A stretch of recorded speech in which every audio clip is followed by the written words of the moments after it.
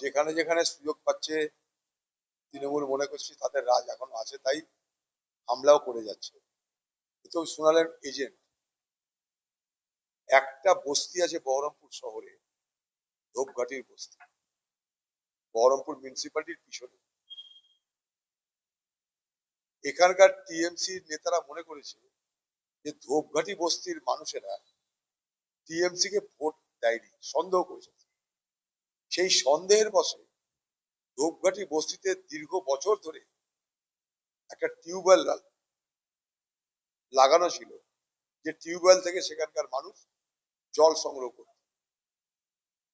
এই গরমের মধ্যে যখন ছাতি ফেটে যাচ্ছে তৃষ্ণায়, জলে জলে যখন ত্রাহি ত্রাহি রব, সেই সময় এই মিউনিসিপাল কর্তৃপক্ষের পক্ষ থেকে সেই টিউবওয়েলটাকে উঠিয়ে দেওয়া হলো।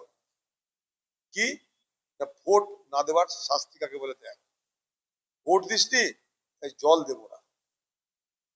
আমি গতকাল গেছিলাম দৌলতাবাদে, একটা গরিব মানে তস্য গরিব পরিবার, একটা তারা কংগ্রেস করে, তাই তাদের বাড়িতে একটা কোনায় আগুন ধরিয়ে দেওয়া হলো, মারধর করা। তৃণমূল এই সন্ত্রাস শুরু করে দিয়েছে, আমরা তার সন্ত্রাসের মোকাবিলা করছি।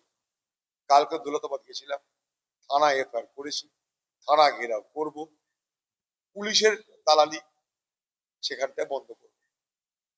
এখানেও গেছিলাম জলের দাবিতে, দেখতে জলের সুবিধা থেকে মানুষকে বঞ্চিত করা হয়েছে। এখানেও প্রশাসনকে বলবো, জল না পেলে আমি অবস্থানে বসবো।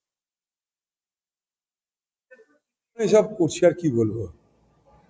দেখুন, গণনা কেন্দ্রে যেই থাক, আমরা তো অনেক ভোট করেছি।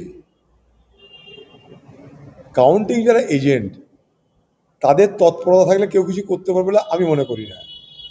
আর যদি তা হয় তাহলে ভোট ব্যবস্থাটাই বেকার হয়ে যায়। মূল বিষয়টা হচ্ছে কাউন্টিং এজেন্ট হিসেবে যারা থাকবে তাদের তৎপরতা।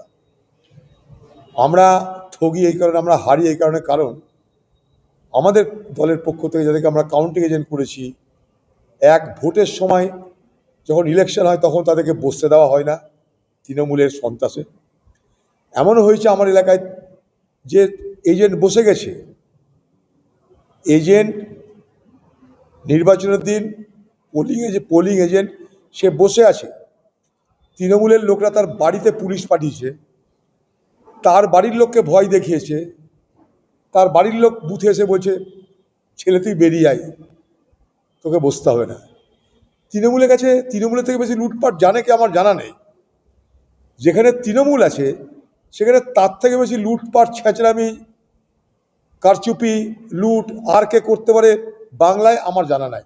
হ্যাঁ, ভারতবর্ষের অন্যান্য রাজ্যে যেখানে বিজেপি আছে সেখানে তো হচ্ছে, কিন্তু পশ্চিমবঙ্গে নির্বাচনের লুটপাট আজকের জমানায় যেখানে তৃণমূল আছে তার উপর দিয়ে কেউ যেতে পারবে বলে আমি অন্তত বিশ্বাস করি না।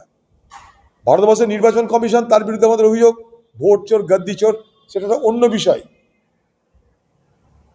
সেটা ভোটারদের তালিকায়, নির্বাচনী তালিকায় তালিকাভুক্ত করার ক্ষেত্রে নির্বাচন কমিশনের যে সমস্ত